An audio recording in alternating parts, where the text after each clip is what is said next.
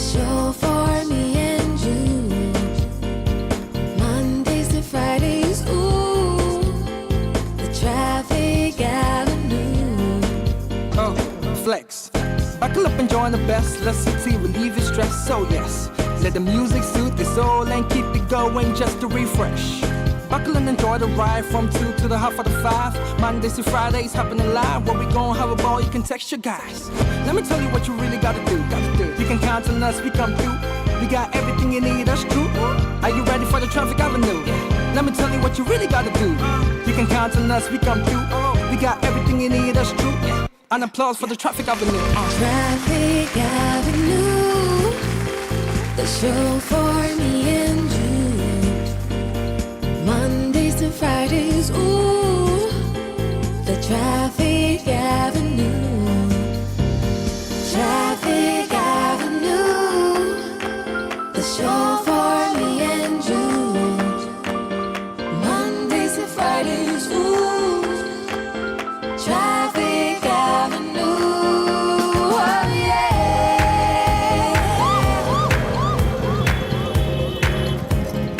Detailed news, unparalleled coverage. City News on 97.3 FM. Eyewitness News. Be there as it happens. City News.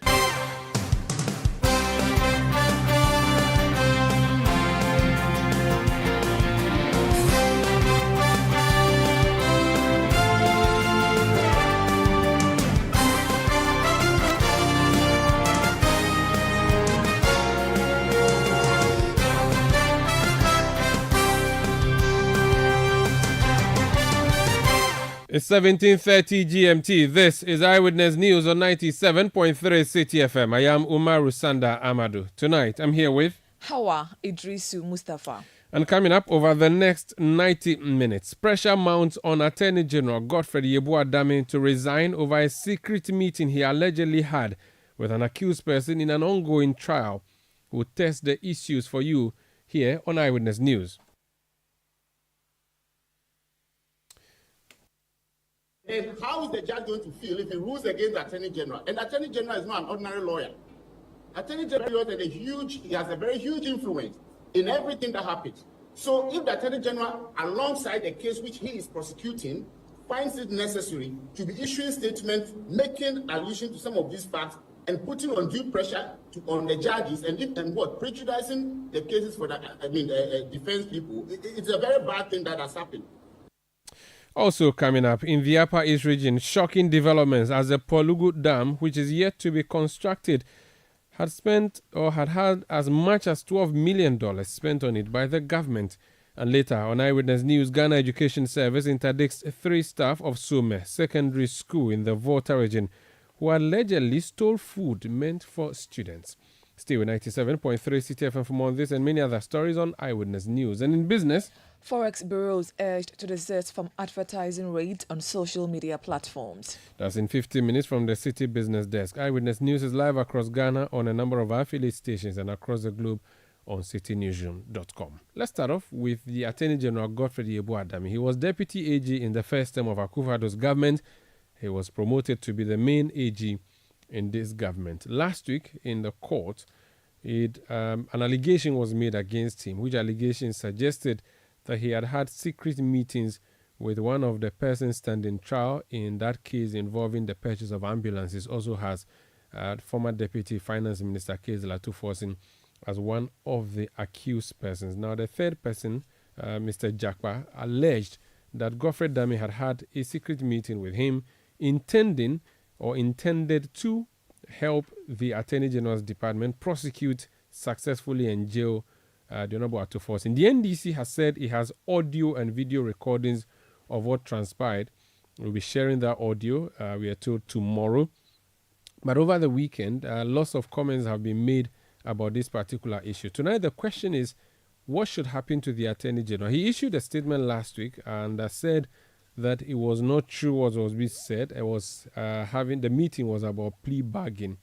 The spokesperson has further said that the meeting happened without a lawyer for Mr. Jakpa, and this is because, per the law, the Attorney General can have that meeting with or without the presence of a lawyer. But many people, like Sremsai, lawyer Sremsai, is asking for Mr. Gofredami to resign. Other people who are calling for the resignation or sacking of the Attorney General, one of them is Kweku Ansan Asare. He is a former director of the Ghana School of Law. He's also a lawyer. He's joining us on the line. Sir, you're welcome to Eyewitness News. Apologies, we do not have him. He's currently on the line. We'll try to re-establish connection with him.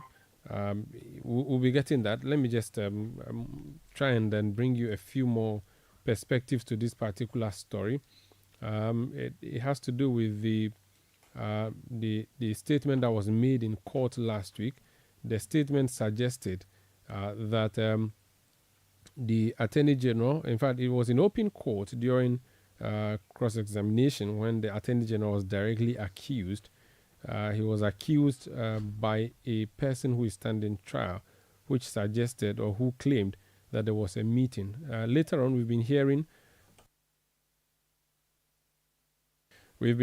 also that there have been meetings around. We've been told actually that a justice of the Supreme Court was also actually at that meeting. We do not know which justice that is. The NDC, which is the party that Kezla Tuforsen belongs to, has said that it's going to issue it's going to actually have a press conference, at which press conference is going to play the audio for everybody to hear about the secret meeting that was had between the Attorney General and Mr. Jakpa. Now, this was a cross-examination, what happened yesterday. Jakpa being a representative of a company that was involved in this ambulance business. His name is Richard Jakpa, actually the third accused person in this particular ambulance trial. Also under cross-examination, when he was questioned, he went ahead and even challenged that he was ready to, go boot for boot with the Attorney General during the hearing last week. We are told that that has been captured on the records in the court presided over by Justice Efiasewa Asariboche. So that is a story that has been raging all weekend. In fact, since it came last week, we had an interview here for you with various parties involved and interested in this particular story. And more developments are coming up, leading up to the 24-hour deadline that the NDC has given that is going to release the audio. So we await that particular one.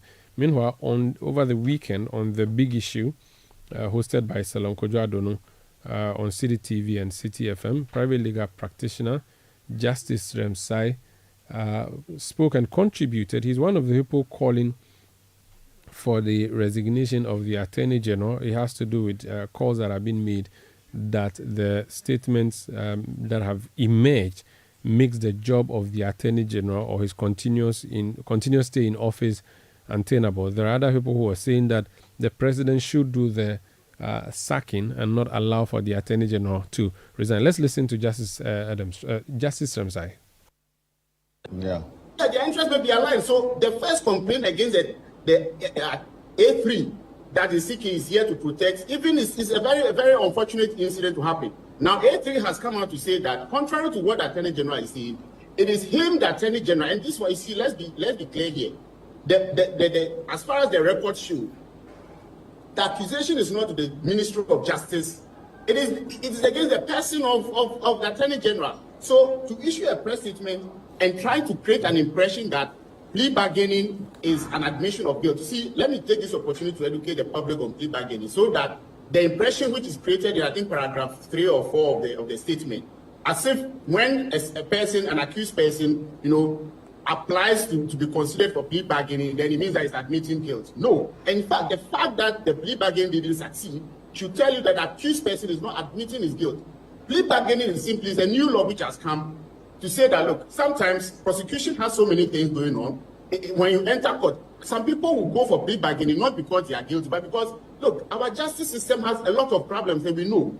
A simple trial, which would take maybe 3 days in other jurisdiction, can run into years.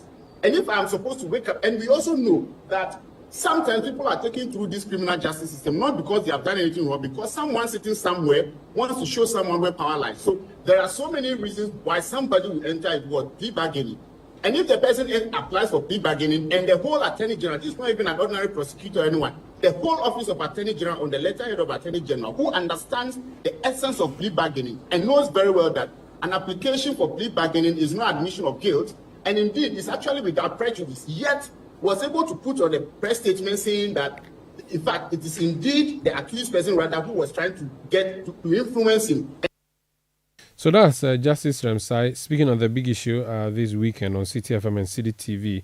This is Eyewitness News on 97.3 Citi FM. We are coming to you from our studios in Adabraka in Accra. We are also around Ghana on a number of affiliate stations. If you're going outside Accra and wondering how you can listen to Eyewitness News, if you're headed for the Western region, we are live on Adwinpa 100.7 FM in Takra, Beach 105.5 FM in Takrady, and Sky Power 93.5 FM also in Takrady. In the Bono region, we are on Greener 95.9 FM in Sunyani. In Ashanti region, we are on Focus 94.3 FM in Kumasi and Orange 107.9 FM also in Kumasi. In the Volta region, we are on Revival 99.3 FM in Tajevu, VOV Radio 95.7 FM in Hohwe. We are in the Northern region on Radio Bimbila 91.9 FM in Bimbila. We are in the Upper East region on Quality 88.7 FM in Garu. In Upper West, we are on Tungsung 97.3 FM in Wa and Jirapa 96.1 FM. We are also live on CityTube, that's on YouTube.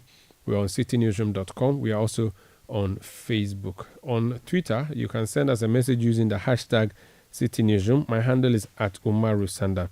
You can also send your message to at City973.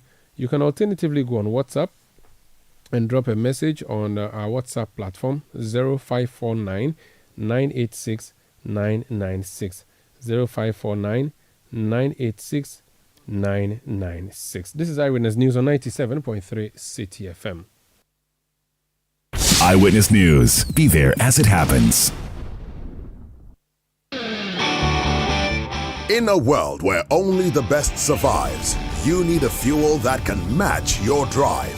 A fuel with unparalleled protection for your engine, superior efficiency, and unrivaled performance. A fuel so unbeatable, when you get behind the wheel, you'll focus on what really matters. The journey ahead. That fuel is Shell V-Power, because no other fuel gives your engine better protection, better efficiency, and better performance.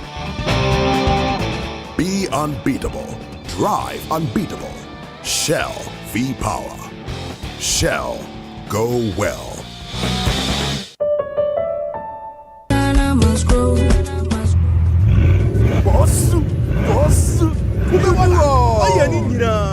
KB, yo. Hey, KB, aka Kubeboga, now drives a Bugatti. He can even travel by road from Accra to London. Oh, wow.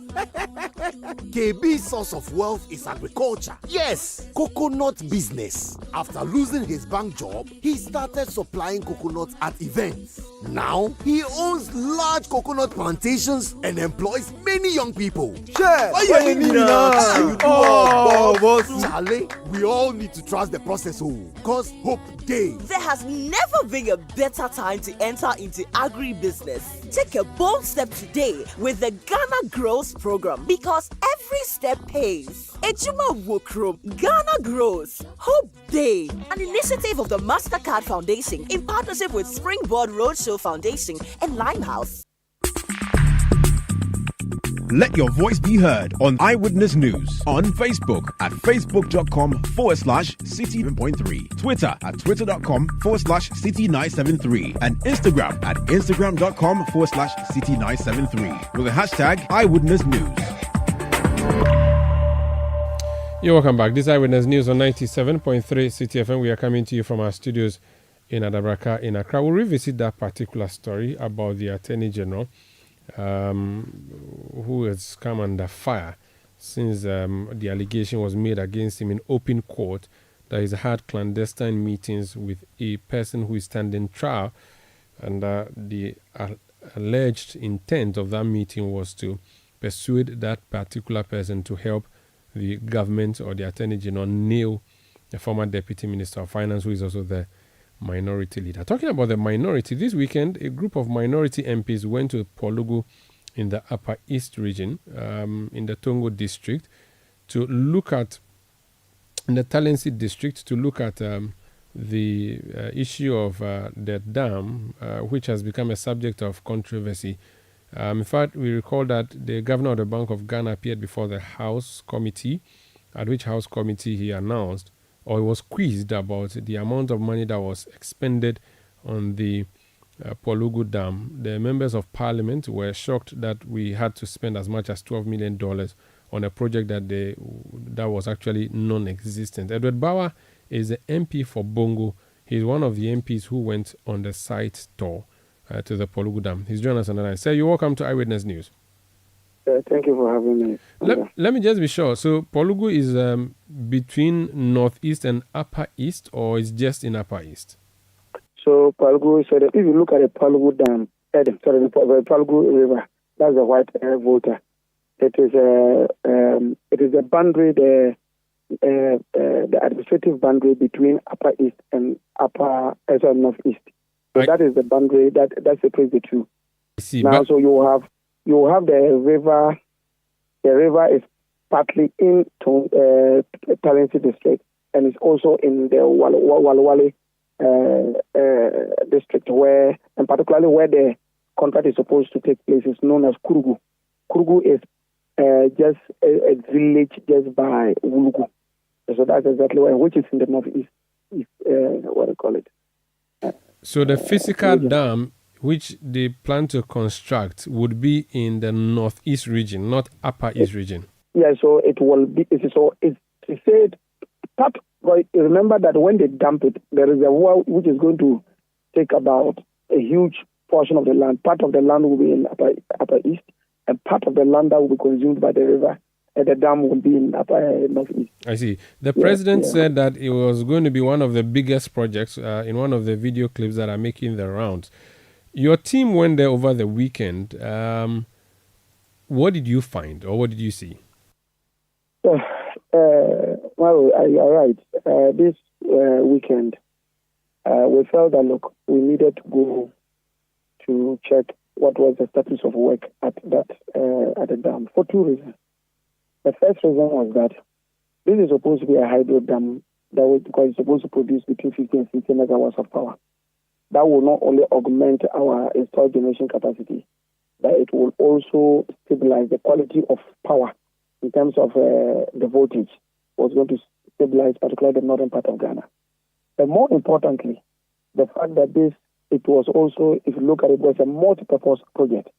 It was also supposed to irrigate thousands and thousands of hectares of farmland, such that in our northern part of Ghana, where the job is predominantly farming, and unfortunately for us, we just have only 3 months of farming in the 12 months. So in a year, we just only have 3 months of rainfall.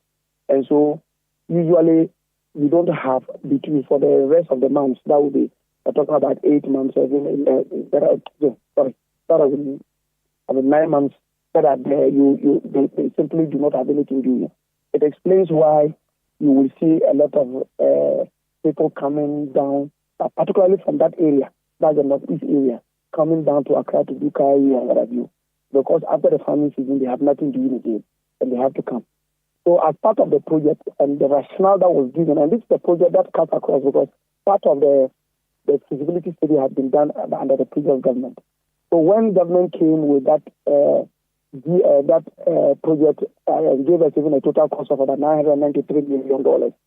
Even though we felt that they had padded the project, we felt that it was a project that was going to help our people.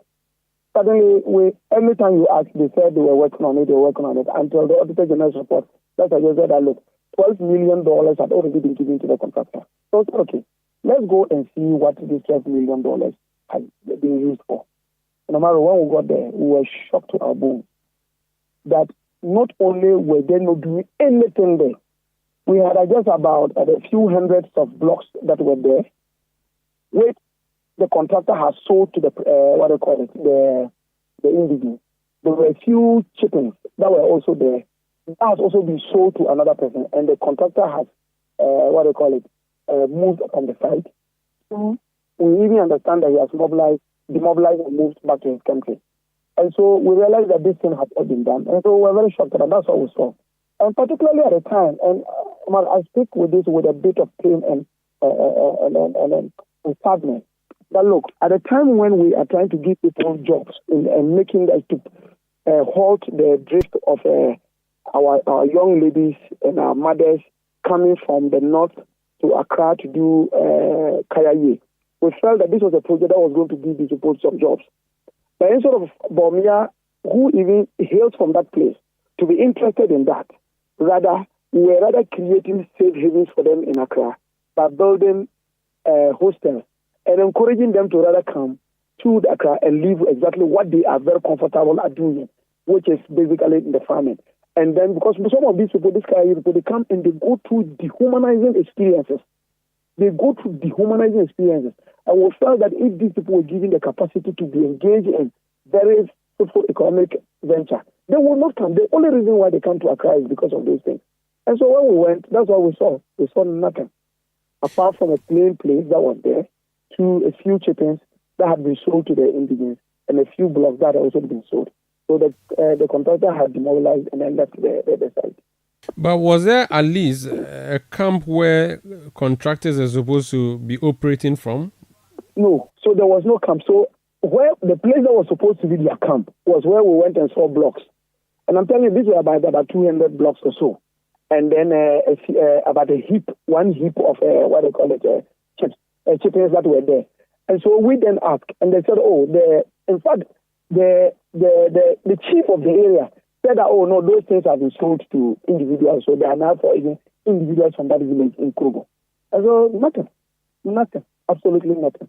This project was reignited under your administration 2013. What was the level of work at the time, if there was any at all? So in fact, it was not only Pugu. We were dealing with the Pugu Dam, the Heman.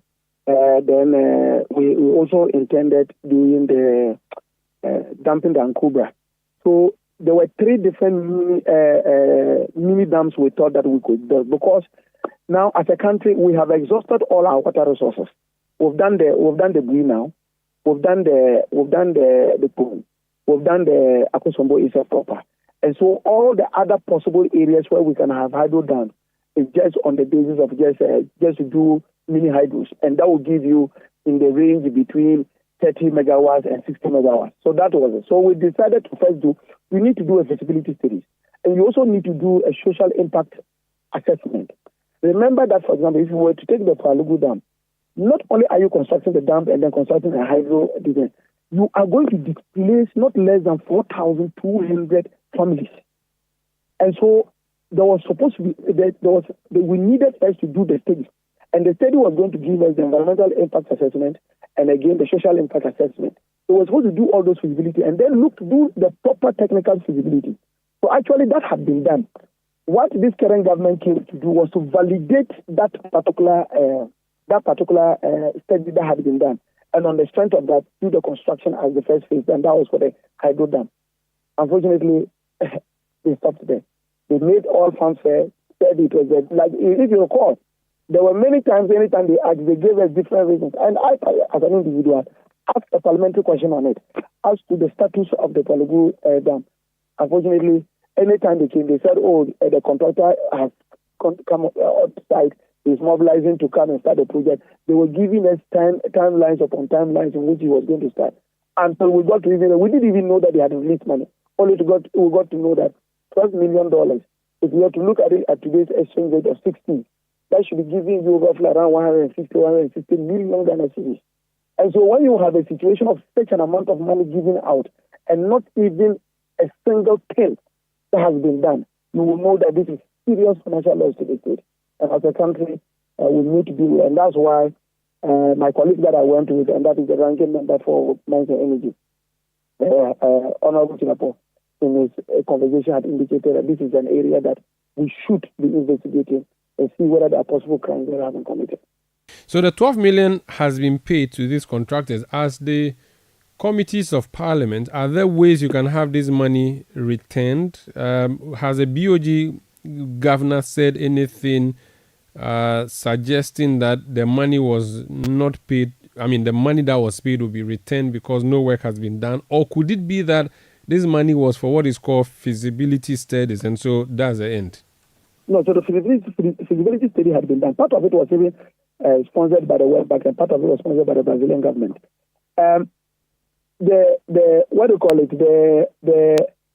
We didn't even know that there was an expenditure until the Auditor General's report came up.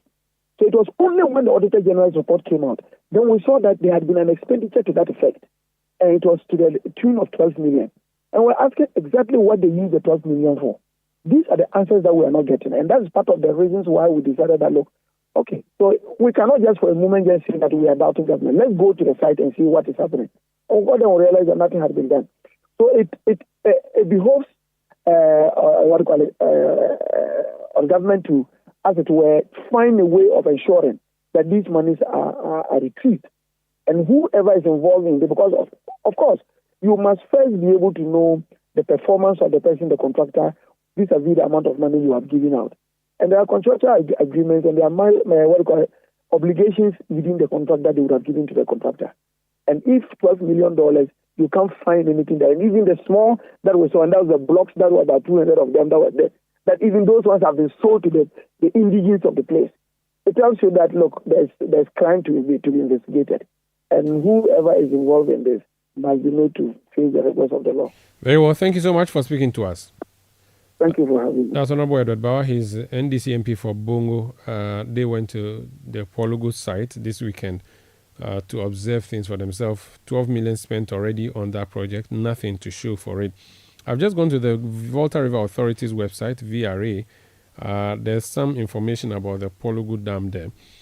So the project background, according to VRA, it started work on the Pugu Dam as far back as the early 90s when it conducted pre-feasibility studies on potential hydro sites in the White, Black and Oti River basins.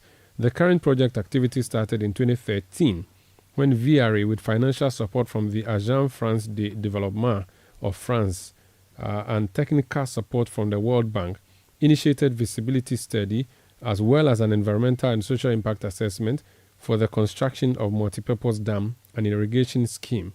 VRA completed the feasibility study in 2018 and has proceeded to the implementation phase of the project. Now I'm reading this from the VRA website. It says project description. The primary components of the project are 1. A dam with an elevation of 165 meters near the Pugu Bridge on the White Volta River and with a maximum reservoir area of 350 kilometers square. 2. A powerhouse consisting of 2 turbines with 60 megawatts of installed capacity and 16.5 megawatts of firm continuous capacity. 3. An irrigation scheme consisting of a 12-meter high wire and canal network, main, primary, secondary and tertiary canals for about 25,000 hectares of land. The project area is located on the White Volta River in Ghana, about 16 kilometers east of Pugu Bridge on the main Tamale-Bolgatanga Road. The White Volta River at the dam site is the boundary between the Upper East region and Northeast region. The coordinated operation of the Pugu Dam with the Bagri Dam upstream on the White Volta River in Burkina Faso and with the Akosombo and Kpon dams downstream on the White Volta River is essential for river basin management. The dam will be a central roller compacted concrete combined and earth and rock filled dam on the banks. Project benefits. The project benefits cover irrigation, fisheries, power generation and flood control as explained below. 1. The key benefit of the 25,000 hectare irrigation scheme will be the largest in the country. The scheme will boost economic activity in the Upper East and Northeast regions as it will enhance the productivity of farming and attract large-scale commercial farms supported by about 15,000 outgrower farmers. The project has a potential to increase annual rice production in the country by 117,000 tons and maize by up to 49,000 tons, reducing imports of these grains by 16% and 32% respectively. This will save foreign exchange as well as stabilize prices of these commodities on the local market. Other crops that will benefit from increased production include onion, tomatoes, sweet potato, sweet pepper, and watermelon. The scheme will also form the nucleus of an agro-industry to process the outputs of the farms. This scheme will support government's policy of planting for food and jobs, as well as the One District, One Factory initiative. Other potential benefits include development of aquaculture and fisheries. The hydropower component will increase Ghana's renewable energy capacity and contribute to meeting Ghana's commitments under the United Nations framework for climate change. Ghana's target is to achieve, so it goes to give that statistic. Another benefit of the dam, it says the dam will also provide protection from the perennial floods that occur in the White Volta Basin during the rainy season. It will also help manage spillage of water from the Bagri Dam. This will reduce the regular damage to property and enhance income security. In 2018, floods in the area affected 52,000 people and led to 34 deaths and 2 people missing. Farms and properties were also destroyed. Project impact. VRA is revising the environmental and social impact study to take account of the reduction in dam elevation from 170 meters to 165 meters. Project implementation. The sword cutting ceremony took place on November 29, 2019 for construction activities to begin, and on February 26, 2020, Parliament approved the project. The project, which is being funded by the government of Ghana, will take about 50 months to complete. So that is the information that we have on the Volta River Authority website, talking about the Pugu Dam, which dam we are told is currently just plain land, non-existent. This Eyewitness News on 97.3 Citi FM, broadcasting from Adabraka in Accra. My name is Umaru Sandamadu, here with Hawa Idrisu Mustafa, who brings us our next story.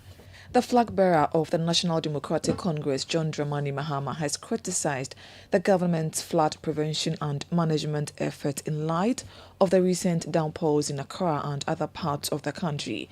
In a Facebook post, the former president lamented that despite the alleged substantial investment in flood mitigation, many areas still experience significant flooding with even the slightest rainfall. Here are excerpts of the statement read by Citi News' Daniel Sakiti. The recent heavy downpours in Accra and other parts of the country have led to extensive destruction of property and, according to reports, the loss of life of a young schoolboy. This has exposed the government's failure to manage and prevent floods effectively and evokes deep concern about its lack of a comprehensive flood prevention and management plan. Considering the huge sums of money allegedly spent by this government on draining the Odo and other flood prevention interventions, the present situation is distressing. Protecting the lives and property of our people should be a top priority for a government. The current administration has failed in this regard. Given the opportunity to lead our beloved country again, a new NDC government under my leadership will not rest until we find an engineering solution to the persistent flooding and implement an effective prevention and management plan. Our commitment to this cause is unwavering, and we are determined to bring about the change our nation desperately needs. This will include investing in sustainable drainage systems, clearing structures in waterways, proper waste management, and proactive measures to mitigate the impact of heavy rains. He had excerpts of a statement issued by NDC flag bearer John Mahama on the recent flood and read to you by my colleague Daniel Sakiti. Now, still with the NDC, the party has taken a swipe at the Electoral Commission over its rejection of a bipartisan probe into the alleged stolen biometric voter registration kit. The EC, while insisting the missing objects are laptops and not BVR kit, says the calls for a partisan inquiry are baseless, arguing that the matter is under investigation. However, Deputy Director of Elections and IT for the NDC, Dr. Rashid Tanko Computer, in an interview with Citi News, explained that the NDC wants a probe into the entire activities of the EC and not just the missing devices. Look, we are not only asking for investigation into the missing DVR.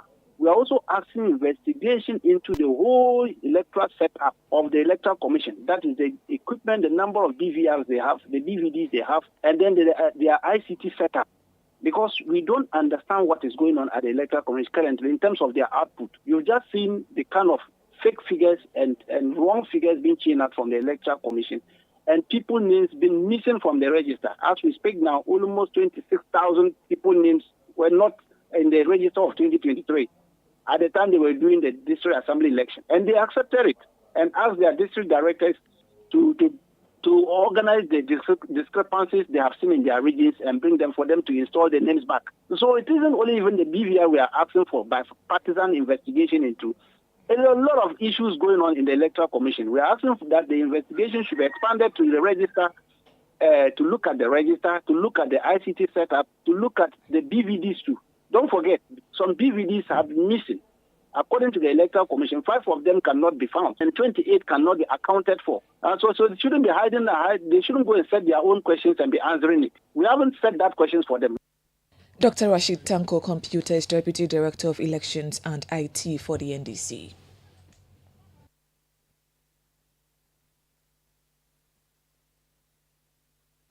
Eyewitness News. Be there as it happens.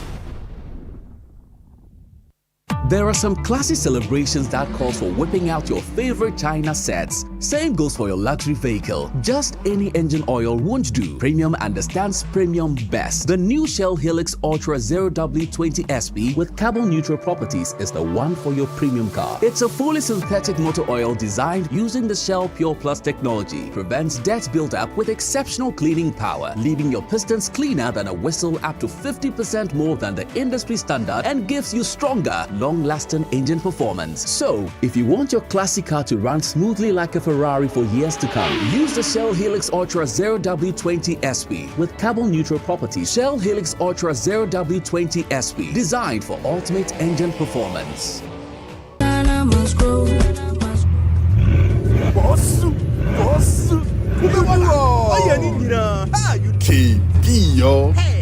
KB, aka Kubeboga, now drives a Bugatti. He can even travel by road from Accra to London. Oh, wow.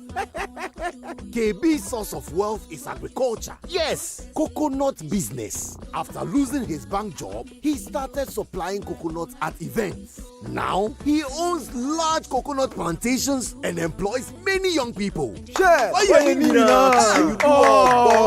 Charlie, we all need to trust the process, because hope days. There has never been a better time to enter into agribusiness. Take a bold step today with the Ghana Grows program, because every step pays. Ejuma Wokrom, Ghana Grows, Hope Day, an initiative of the MasterCard Foundation in partnership with Springboard Roadshow Foundation and Limehouse.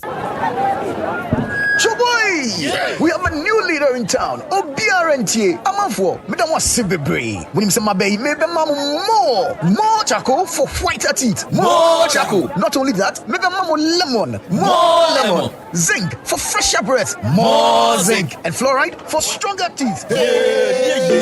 Introducing the new President Charcoal Pack with more power with a combination of charcoal and lemon for naturally whiter teeth. Grab yours now. This advert is FDA approved. You know, Papa, see that? And it's rickety car. Hey, Papa! Bobo, so how's your engine now? It is half man, half amazing. Thanks to Cause and you can feel better energy. Can't touch this.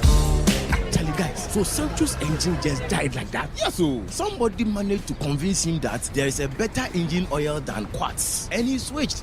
Sancho Panza. Now, which engine oil can be better than Quartz? No other, my guy. Quartz with its age-resistant technology, it keeps your engine younger for longer. Now you know. Have you guys seen the new bottle design? It's superb. Quartz 9000 from Total Energies there improves fuel efficiency. Why do you think Mr. Mane and Logoso have taken the Quartz Nation movement World Cup like that? Sorry. Chairman. Hey, Quartz. Keep your engine younger for longer. Let your voice be heard on Eyewitness News on Facebook at facebook.com/City97.3, Twitter at twitter.com/City973, and Instagram at instagram.com/City973 with the hashtag Eyewitness News. You're welcome back. Now, a 3-year-old boy who was on board a vehicle that was hit by a vehicle driven by Ghanaian actor Kojo Nkansa, popularly called Lewin, has died. The boy, Nanaya, was in a vehicle with his father when Lewin, reportedly driving at high speed, collided with them at Amakom in Kumasi on Saturday.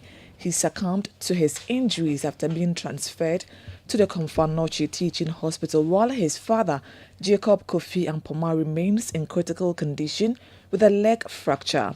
The family is calling on the police to thoroughly investigate the incident and ensure justice in the matter. The bereaved family is also making arrangements for the little boy's funeral. This is Eyewitness News on 97.3 Citi FM. The NDC has announced that it's going to release an audio tomorrow, which audio is a meeting that was held, a secret meeting between the Attorney General and a person who is standing trial, an accused person, as well as we're told that there's a justice of the Supreme Court involved in that particular meeting. That is supposed to happen tomorrow, according to what the NDC officials are saying to us. As we are with that audio, there's mounting pressure on the Attorney General, Godfrey Dame, to resign, or the president should fire him. One of the persons making this claim is Kweku Ansah Asari. He's a former director of the Ghana School of Law and a lawyer. He's joined us on the line. Sir, you're welcome to Eyewitness News. Thank you. Now, good evening to you. Good evening to you. Good evening to you. We do know the principle of odi alteram partem. Here, the other party first, and again, a person should be tried before a decision is taken. It appears you do not think that we should go through that laborious process. The man should be fired or he should quit already. Why? Because of the culture we have built for ourselves as a nation, especially during the incumbency of the present government. Now, I'm a firm believer in the rule of law, and I know that an accused person must be given the opportunity. That is why or every accused person is usually given a hearing.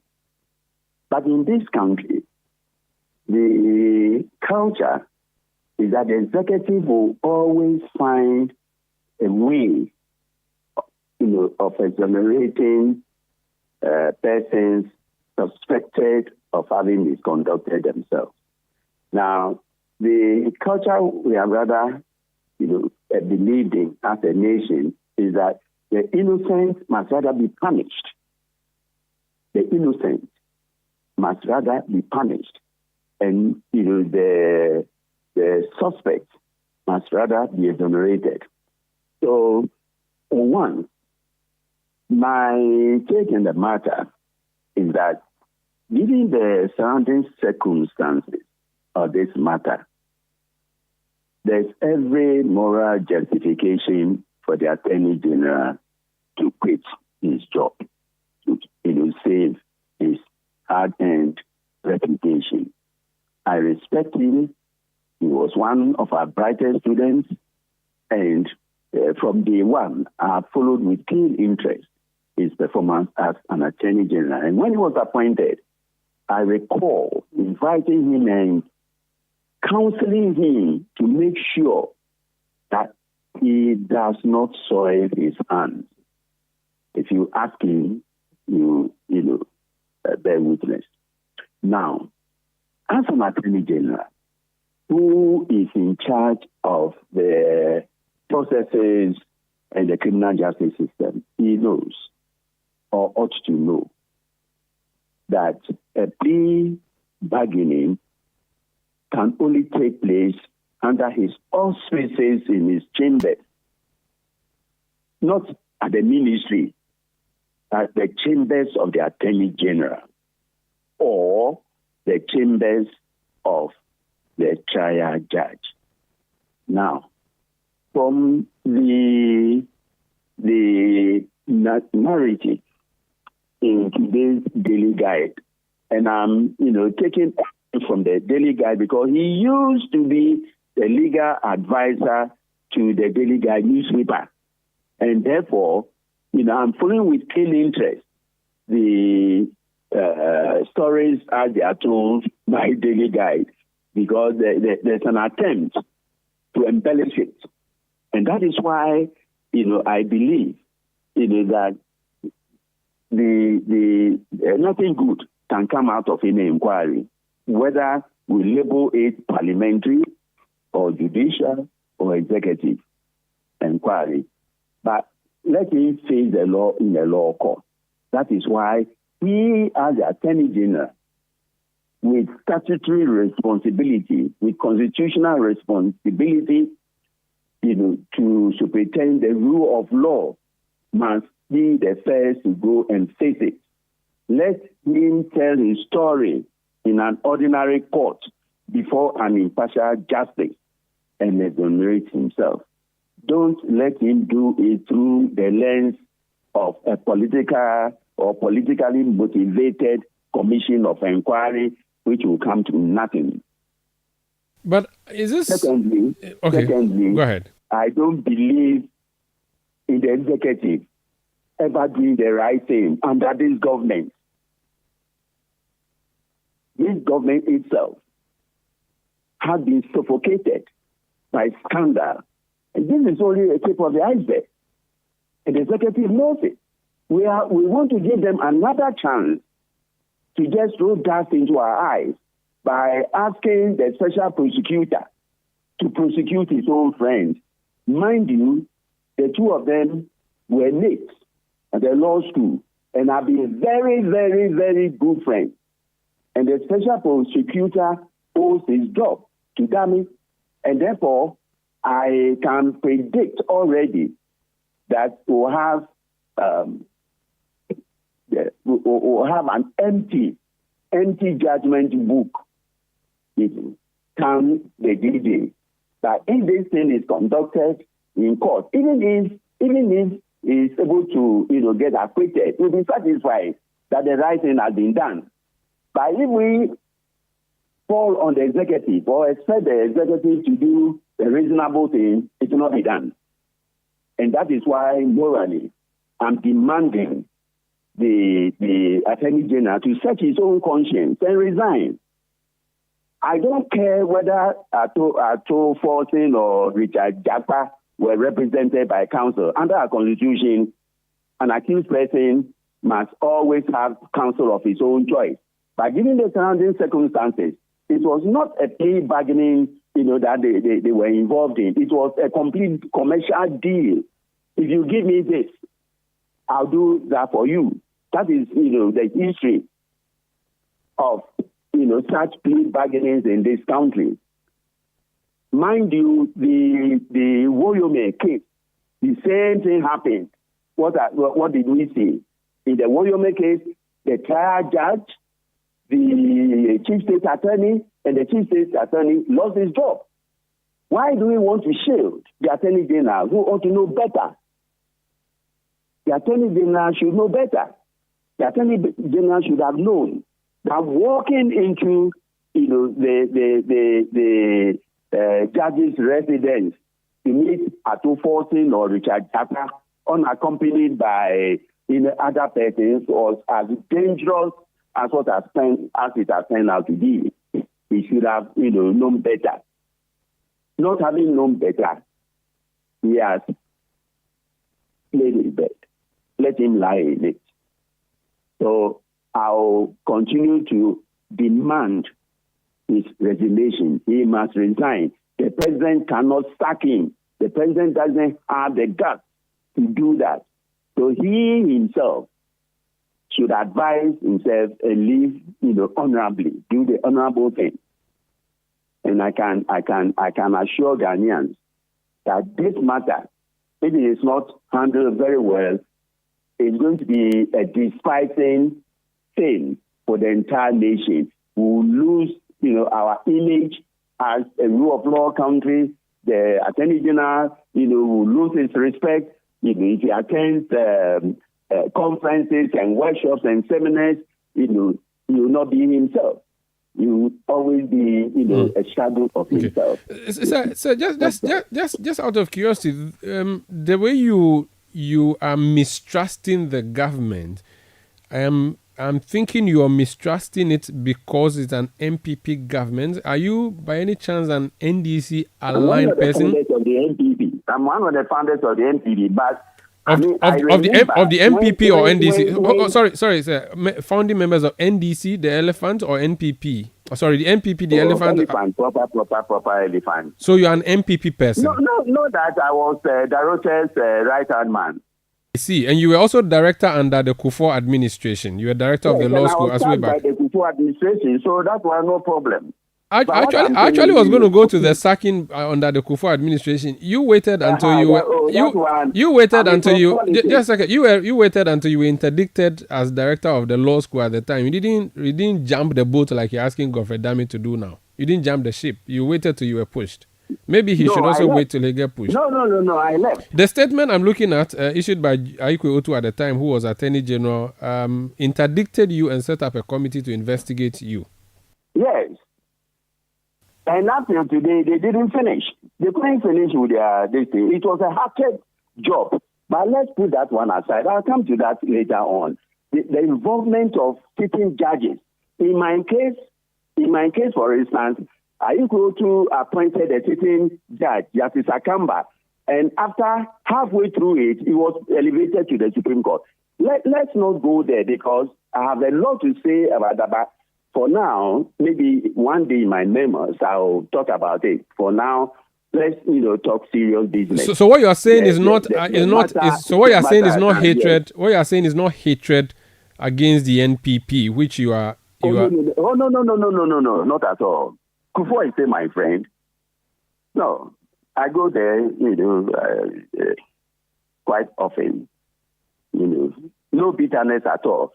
But the point I'm making is, this government, when Nana-Addo took over some 8 years.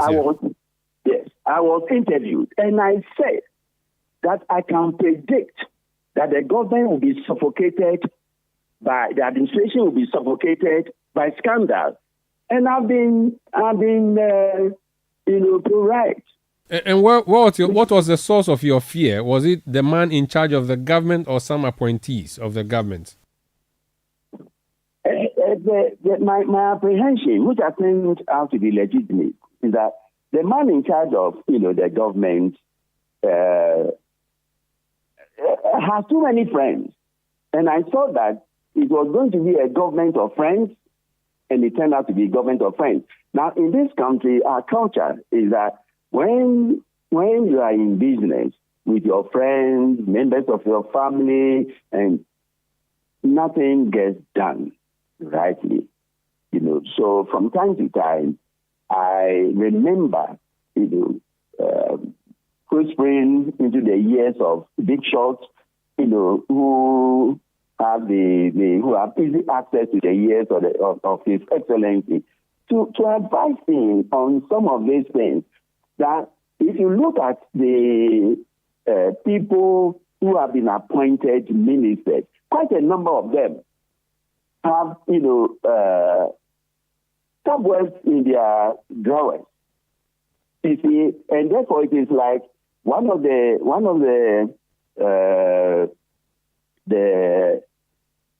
conditions for appointment or qualifications for appointment is that you must have soiled your hand before you get appointed. These are serious allegations. Yes, you're making, sir. Yes.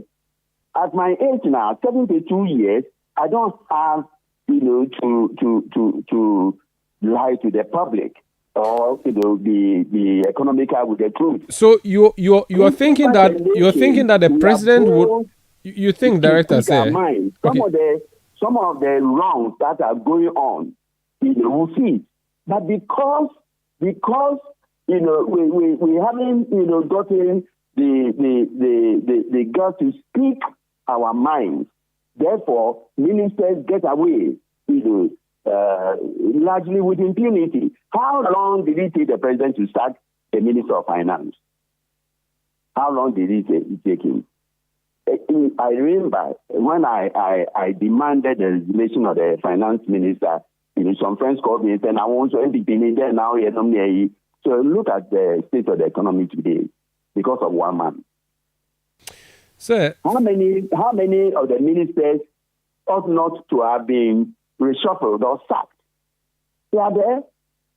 Somebody's maid or house help steals millions of dollars, and then a court of law will order that the the stolen money should be returned. Where look, if with the greatest respect, if we were practicing real democracy, we will not be in this discussion. Dami would have resigned, and that would be it. So you don't think the president has? So you don't think the president can fire him? So the only option left is for him to quit. I dare the president to fire him. He will be a man to fire him. I'm telling you that he doesn't have the political will to do that. Very well. Thank you so much for speaking to us. Thank you. Good night. Good night. That's Mr. Kweku Ansa Asari, 72-year-old retired former director of the Ghana School of Law and a private legal practitioner, speaking to us on that brouhaha around the Attorney General, Godfrey Adami, and the third accused person in the case around the ambulances, having to do with the ambulances trial, which is currently ongoing.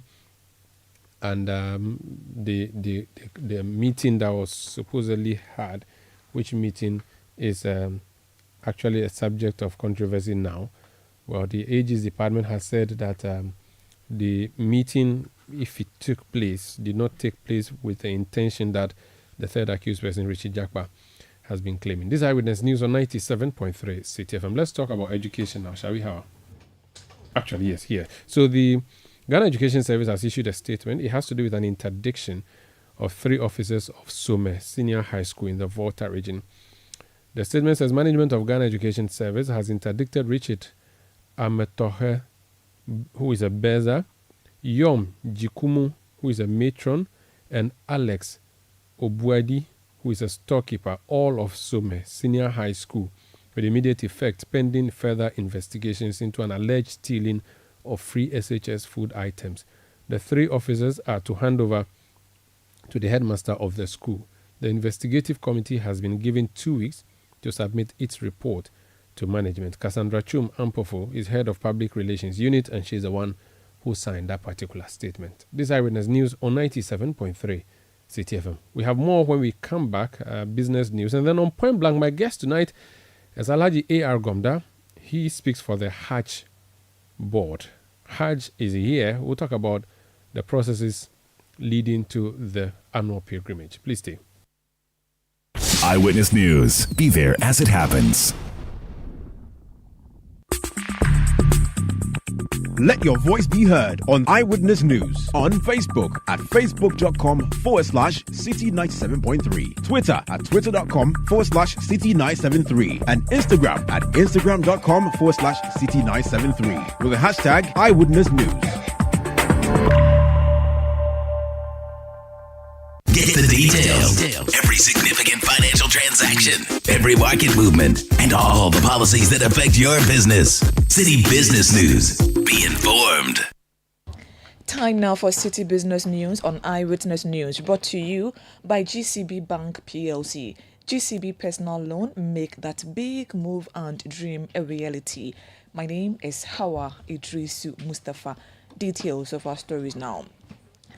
The Bank of Ghana has maintained its monetary policy rate at 29%. This is the second time the BOG is maintaining the rate this year. This means the rate that commercial banks use as a reference for lending still remains at 29%.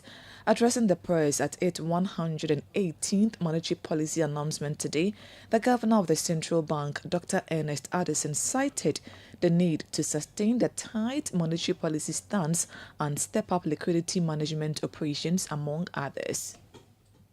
The strong build-up of about $2 billion since the beginning of the IMF program, the strong disinflation process, the significant progress on fiscal policy consolidation, the positive current account balances, and the good progress on external debt restructuring process have all worked in concert to deliver enough buffers to support the exchange rate. The latest forecast shows a slightly elevated inflation profile on account of recent exchange rate pressures and adjustments in transportation fares.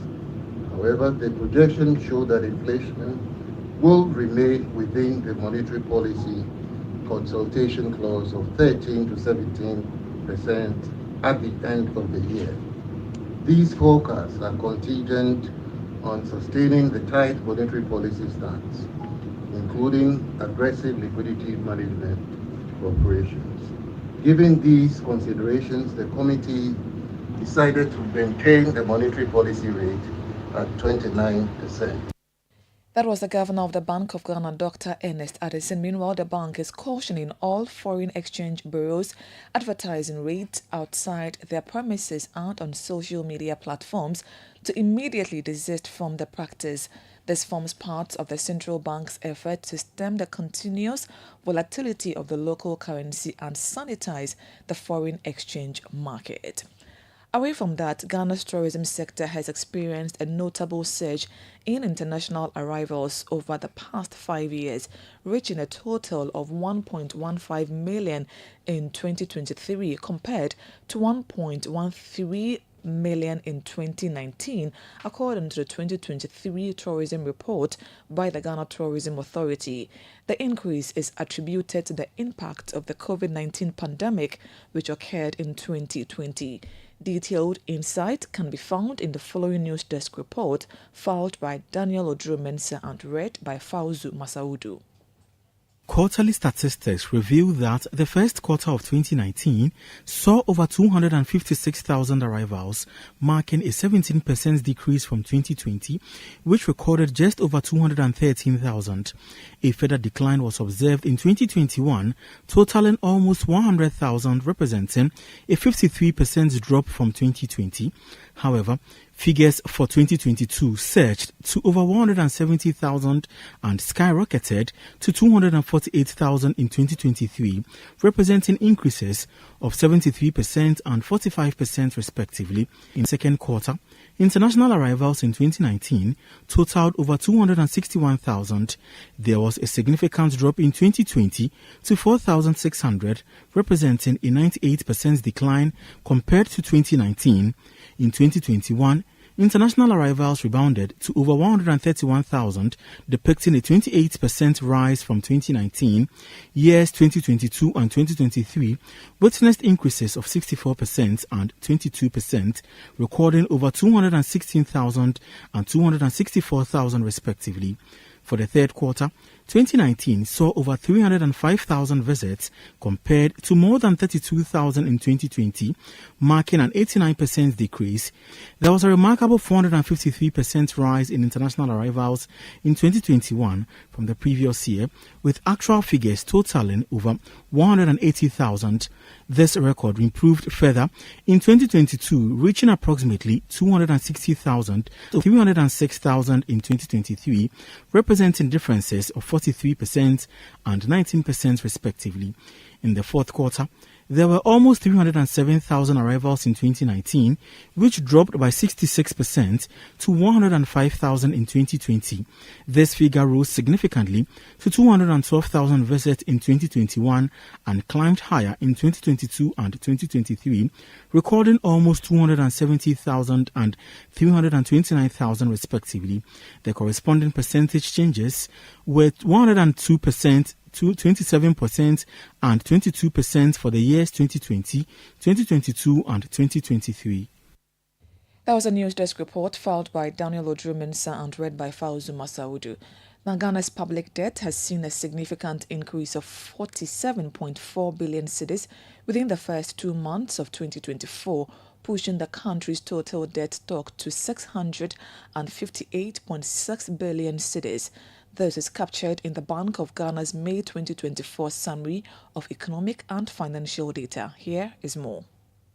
As of February 2024, the debt constitutes 62.7% of the gross domestic product. Ghana's external debt stands at 380 billion Ghana cedis. According to the data, Ghana's debt was 611.2 billion Ghana cedis at the end of 2023, but it rose to 226 billion in January 2024, and it further increased to 558.6 billion Ghana cedis in February 2024. However, However, compared to February last year, Ghana's debt stock increased approximately by 80 billion Ghana cedis. The recent debt figures are noteworthy as the government has defaulted on servicing its debt in the last year. The surge in debt can be partly attributed to the depreciation of the local currency against major trading currencies. The data further indicates that the Bank of Ghana's international reserve stood at $6.5 billion at the end of April 2024, reflecting an improved position compared to the same period last year. Amid the profound impact of the COVID-19 pandemic, Ghana sought a $3 billion bailout from the International Monetary Fund (IMF) to stabilize the economy. The IMF projects a steady decline in Ghana's debt to GDP ratio over the next 6 years. Meanwhile, the director of the Institute of Statistical, Social and Economic Research of the University of Ghana, Professor Peter Korte, is urging the government to stay on course in ensuring sustainable path towards economic recovery. The increase is not what we all anticipate. I think the idea of going through the debt exchange program and all the challenges it brought was to bring our debt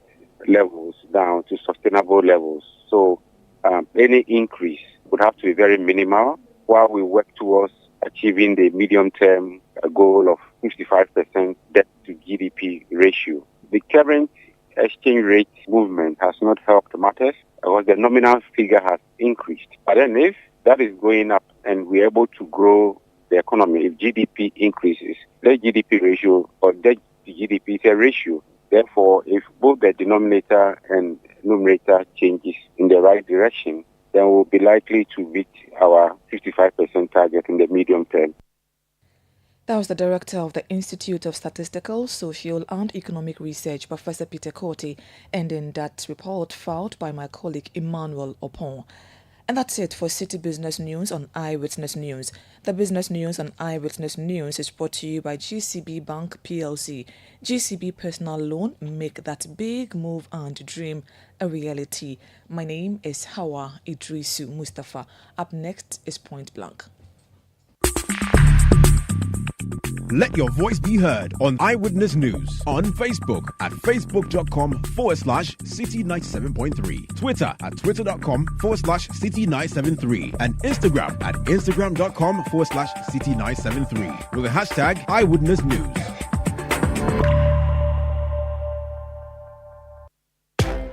When you want to eat, just Momo it. Tired of the long queues in the supermarket? Pay with Momo.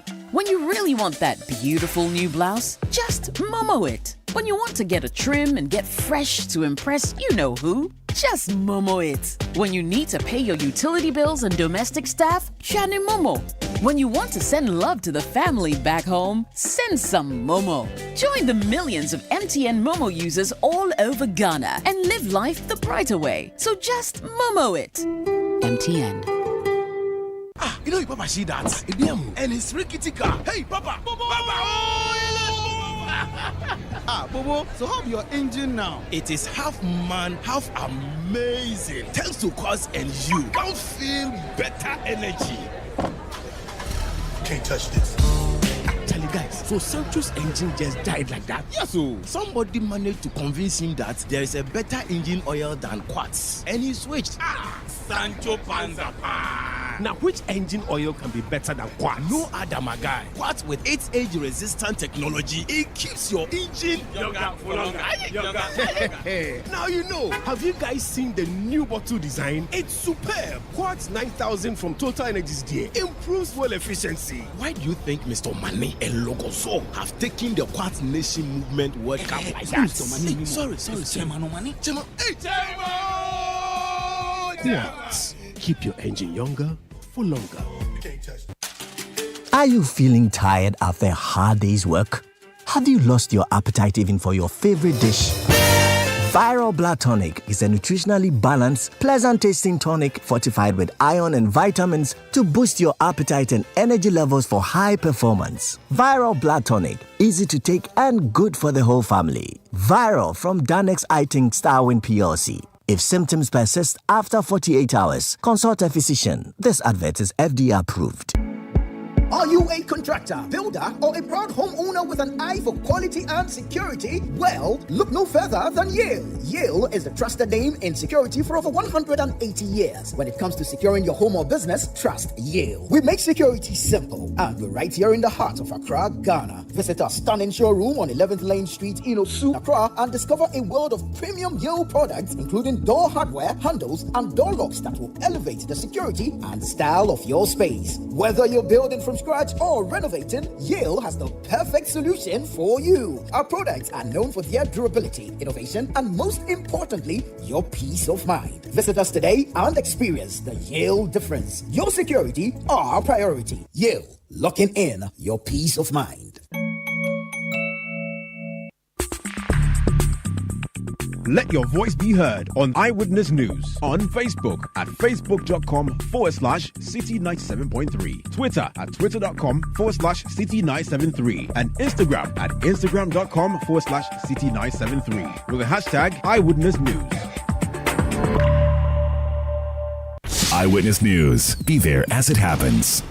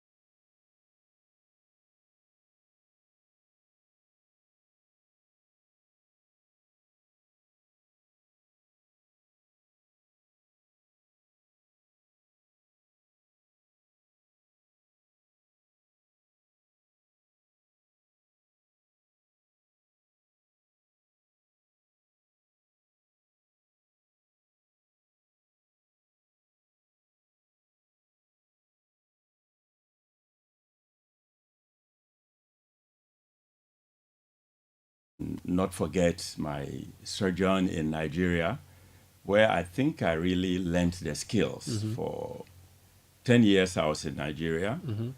Kwara State for 1 year, Nigerian Herald, then moved to New Nigerian Newspapers, which belonged at the earlier belonged to the 10 northern states of Nigeria. Okay.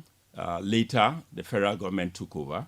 So we had New Nigerian Newspaper, Sunday New Nigerian, and then Gaskiata Fikobo, which was the Hausa version. I see. But in Ghana, you've only done Daily Guide? In Ghana, newspaper, Daily Guide. Daily Guide. Yes. Is the newspaper industry dead or dying? It's not dead, but it appears it is dying. There are a lot of challenges which must be overcome, but I doubt if these can be overcome immediately. Do you think journalism is worth training for now? Everybody is a journalist now. If you have a mobile phone, you are doing journalism, social media, and all of these things. People think that there's no need to go and train to be a journalist, and that journalism as we know it is a dying profession. What's your thinking on that? No. I mean, people still have to go for the training. I mean, it's a profession. It isn't an occupation as some would want to look at it. That is why we have a lot of challenges in our society today. Those who are not trained pretend to be members of that fraternity, and then they end up releasing, disseminating poisonous stuff to the people. No ethics, and it continues. I've been reading you from many years ago when I was in, I'm sure, primary school or GSS. Really? Yes. I've been reading. Wow, interesting. So it's good to see you in person. And to well, let's talk about Hajj. Talk about Hajj. So Hajj is an affair, as a ritual that Muslims undergo every year. Yeah. It's been loosely done in the past. At what point did government decide to intervene, and what is government's involvement in Hajj affairs? With the creation of the Hajj board. Yes, one can look at it when President Kufuor was in charge. there was an effort to reorganize it. There was a National Hajj organization which was created. Okay. And it went on for a while. And then the NDC came. And then there was a Hajj board, which was, it wasn't a Hajj board. There was an Alhaji Abdul Rauf who was in charge. Tanko. He was running Tanko. No, He was running. MP. Yeah, he was an former MP. MP for Yagaba Kubori. Yeah, Yagaba. I think it was Kubori. Hajj. It was Hajj board at the time. I think it was Hajj board. I know he was running the place like a sole administrator, and there were some advantages he got. So it wasn't a board. That. There wasn't a board like we have now. Okay. There wasn't a board like we have now. And at the time he left, there were challenges too. It's managing Hajj is quite Herculean. It's very difficult, and so what does a board do? What do you guys do? The board arranges for the pre-Hajj arrangements.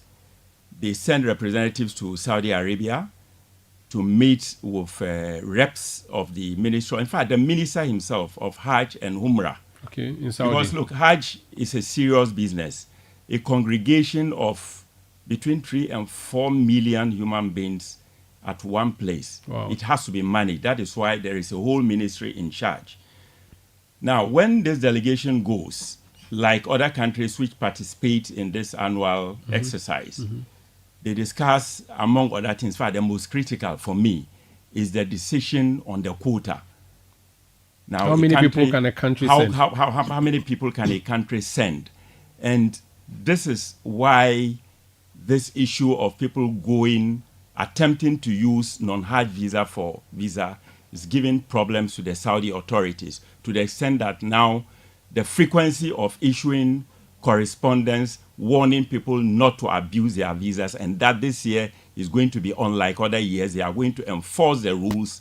It's important. Explain that warning from the Saudi government. What does it mean? It mean if I were a tourist and I go to Saudi, I'm a Muslim, and it's time for Hajj, I should be able to stroll in and perform Hajj. No, you cannot do that because there should be control. That is why not every Saudi national gets the opportunity to perform their Hajj.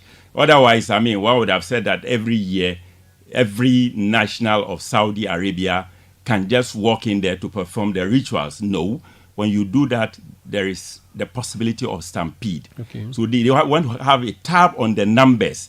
That is why, for instance, depending on the status of a country's Muslimness, as it were. The Muslim population. Yes, population in the country. Indonesia, for instance, the most populous Islamic country, will have more numbers given them than Ghana. Ghana will have between 4,000 and 6,500. So currently, will have more. What's the quota? Well, this year our quota is 4,000. They give us 4,000. 4,000 is that this an year. increase or a reduction in there is a reduction. Why? It's the patronage.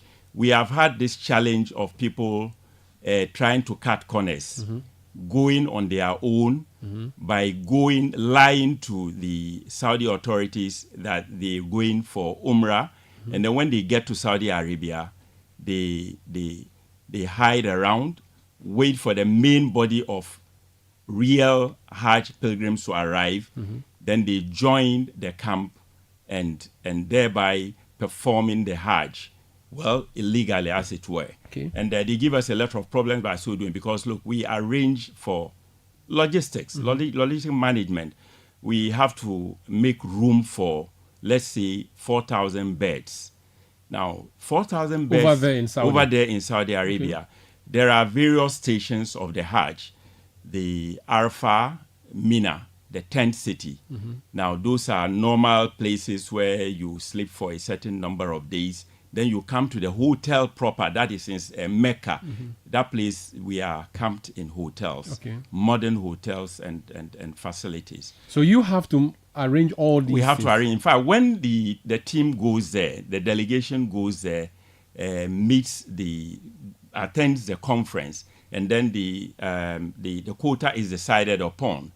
Then other arrangements such as arranging for accommodation, arranging for transportation within the kingdom, movement from, let's say, Medina to Mecca, and so on and so forth. So you Hajj board organize all these Yes, things? yes. The Hajj board. Do you have people who are Ghanaians who are there, members of the board who work on these things, or you operate from Accra? How do you do it? No. We go there, and we have the support of the embassy. Okay. The embassy staff are around to assist us where necessary, and so on and so So forth. if 4,000 people go for the Hajj from Ghana, you become the chaperone of all these 4,000 people. Oh, yes, or but they are, we they have... are free to move they around? are not free to move about. We have Hajj agents. Okay. We have the Ghana Hajj Agents Association. So you work with they them? support, and then we work with them. And then we have a task force which also supports here and there. What do the agents do? The agents are like travel agents. Okay. They will, they are the points where the prospective pilgrims come. So if you want to go to Hajj in Ghana, you first have to contact an agent. You can't go to If the you want, port. no, you can come to the Hajj, but we even have a Ghana Hajj app. Okay. In fact, this digitization thing is helping us a lot. There are people who do it through the Ghana Hajj app. Okay. Thanks. But if you go through an agent, your name will then be submitted to the board. Yeah, your name will be submitted to the board, and then the agents will be entitled to commissions. Do you have to issue them passports? Do you facilitate the provision of Yes, the facilitation is done by the Hajj agents. They do that. So they work with the passport office to They secure work with passport. the passport office. They work with us, and yes. Do they get some expedited process? Because usually people apply for a Yes, passport. yes. In fact, yes, they do. So they the- do. Yes. so that's Currently, I government- remember a few weeks ago there were challenges at the passport office, but I think upon realizing that look, time is not on our side, they started expediting action on the applications. What is the cost of going to Hajj in 2024? How much are we charging people? 75,000 Ghana cedis. Is that not too high? Why? Last year it was 75,000 Ghana cedis. This year it is 75,000 Ghana cedis. It's not been increased. There hasn't been any increase. In fact, anybody who pays 75,000 Ghana cedis saves $250. In Nigeria, I think they are paying over 80,000, over the equivalent of 80-something thousand Ghana cedis Per person. Per person. But then they are entitled to a certain pocket money of $500. Oh, okay. But all the same, Ghana is the lowest around So the if I pay sub-region. $75,000, what do I get in return from the Hajj board? You get a lot of things. One, we'll take care of you. 2 meals a day. Okay. Transportation within the kingdom. In fact, the 2 meals a day covers the entire 1 month that you are going to stay You're in going to be Saudi there for Arabia. 1 month? Yeah, it's a 30-day thing. And you take care of accommodation? Accommodation, transportation within the kingdom, and the medical facilities are super.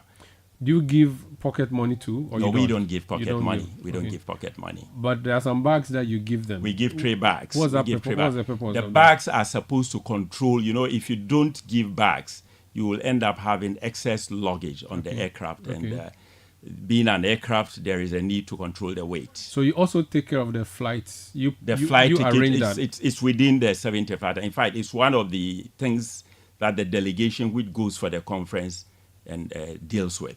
You're using 2 airports. You've always been using 2 airports. Talk to me about what the plan with the Tamale International Airport in Accra is. We want to reduce the inconvenience of having, like it was previously, people transporting themselves from the north to Accra, and especially those days when there wasn't this expedited means of managing the Hajj. People coming to sleep around the Hajj village 3-4 days. It was an eyesore. So the wisdom was that, look, let's find a way of reducing the inconvenience. After all, the Tamale Airport can take the aircraft which ferries pilgrims from this part of the world to Saudi Arabia.